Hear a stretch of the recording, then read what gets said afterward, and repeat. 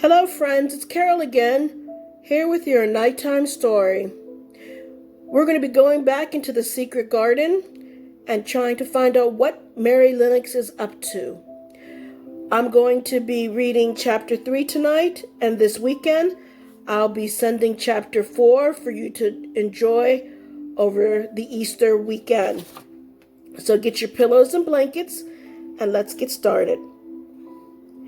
She slept a long time, and when she awakened, Mrs. Medlock had bought a lunch basket at one of the stations, and they had some chicken and cold beef and bread and butter and some hot tea. The rain seemed to be streaming down now, more heavily than ever, and everybody in the station wore wet and glistening waterproofs. The guard lighted the lamps in the carriage, and Mrs. Medlock cheered up very much over her tea and chicken and beef.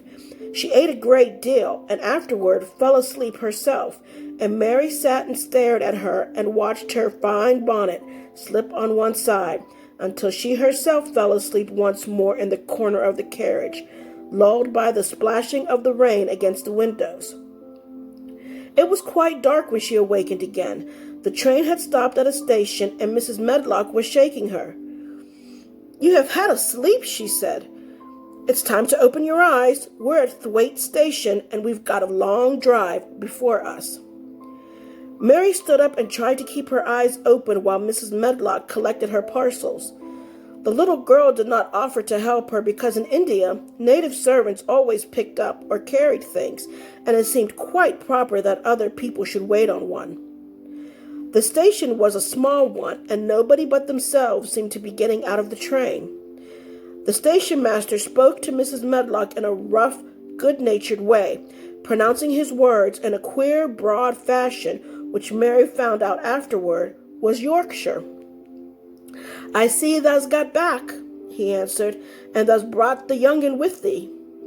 "Aye, that's her," answered Mrs. Medlock, speaking with a Yorkshire accent herself and jerking her head over her shoulder toward Mary. "How's thy missus?" "Well now, the carriage is waiting outside for thee." A brougham stood on the road before the little outside platform. Mary saw that it was a smart carriage and that it was a smart footman who helped her in. His long waterproof coat and the waterproof covering of his hat were shining and dripping with rain, as everything was, the burly station master included. When he shut the door, mounted the box with the coachman, and they drove off. The little girl found herself seated in a comfortably cushioned corner, but she was not inclined to go asleep again. She sat and looked out of the window, curious to see something of the road over which she was being driven to the queer place Mrs. Medlock had spoken of. She was not at all a timid child, and she was not exactly frightened, but she felt that there was no knowing what might happen in a house with 100 rooms nearly all shut up, a house standing on the edge of a moor. "What is a moor?" she said suddenly to Mrs. Medlock. "Look out of the window in about 10 minutes and you'll see," the woman answered. "We've got to drive 5 miles across Missel Moor before we get to the manor. You won't see much because it's a dark night, but you can see something." Mary asked no more questions but waited in the darkness of her corner, keeping her eyes on the window. The carriage lamps cast rays of light a little distance ahead of them, and she caught glimpses of things they passed. After they'd left the station, they had driven through a tiny village, and she had seen whitewashed cottages and the lights of a public house. Then they had passed a church and a vicarage and a little shop window or so in a cottage, with toys and sweets and odd things set out for sale. Then they were on the high road, and she saw hedges and trees. After that, there seemed nothing different for a long time, or at least it seemed a long time to her. At last, the horses began to go more slowly, as if they were climbing uphill, and presently there seemed to be no more hedges and no more trees. She could see nothing, in fact, but a dense darkness on either side. She leaned forward and pressed her face against the window, just as the carriage gave a big jolt. We're on the moor now, sure enough," said Mrs. Medlock.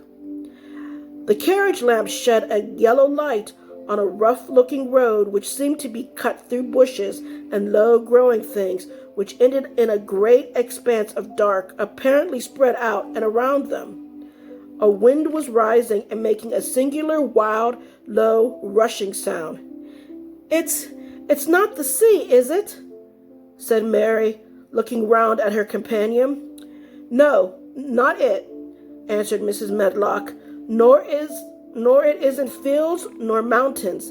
It's just miles and miles and miles of wild land that nothing grows on but heather and gorse and broom, and nothing lives on but wild ponies and sheep." "I feel as if it might be the sea, if there were water on it," said Mary. "It sounds like the sea just now." "That's the wind blowing through the bushes," Mrs. Medlock said. "It's a wild, dreary enough place to my mind, though there's plenty that likes it, particularly when the heather's in bloom." On and on they drove through the darkness, and though the rain stopped, the wind rushed by and whistled and made strange sounds. The road went up and down, and several times the carriage passed over a little bridge beneath which water rushed very fast with a great deal of noise. Mary felt as if the drive would never come to an end, and that the bleak, wide moor was a wide expanse of black ocean through which she was passing on a strip of dry land. "I don't like it," she said to herself. "I don't like it." And she pinched her thin lips more tightly together. The horses were climbing up a hilly piece of road when she first caught sight of light. Mrs. Medlock saw it as soon as she did and drew a long sigh of relief. "Oh, I'm glad to see that bit of light twinkling," she exclaimed. "It's the light in the lodge window. We shall get a good cup of tea after a bit, at all events." It was after a bit, as she said, for when the carriage passed through the park gates, there was still 2 miles of avenue to drive through, and the trees, which nearly met overhead, made it seem as if they were driving through a long, dark vault. They drove out of the vault into a clear space and stopped before an immensely long, low-built house which seemed to ramble round a stone court. At first Mary thought that there were no lights at all in the windows, but as she got out of the carriage, she saw that one room in a corner upstairs showed a dull glow. The entrance door was a huge one made of massive, curiously shaped panels of oak, studded with big iron rails and bound with great iron bars.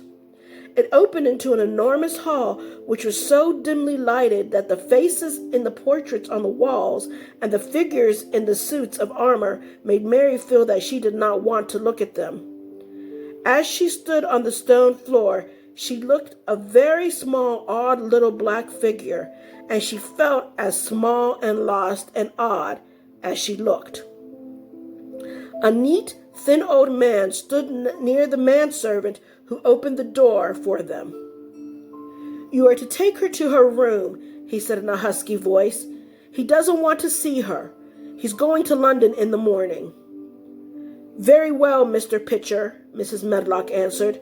"As soon as I know what's expected of me, I can manage." "What's expected of you, Mrs. Medlock," said Mr. Pitcher, "is that you make sure that he's not disturbed and that he doesn't see what he doesn't want to see."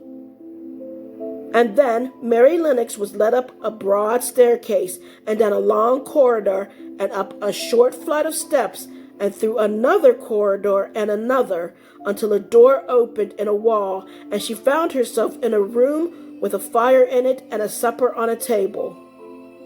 Mrs. Medlock said unceremoniously, "Well, here you are. The room and the next are where you live, and you must keep to them. Don't you forget that." It was in this way Mistress Mary arrived at Misselthwaite Manor, and she had perhaps never felt so quite so contrary in all her life. Wow, what's Mary going to wake up to in chapter 4? Well, like I said, that will be posted over the weekend, so look out for that on our Facebook page. And I hope you have a great Easter weekend. Get a good night's sleep, and I'll talk to you later. Be blessed.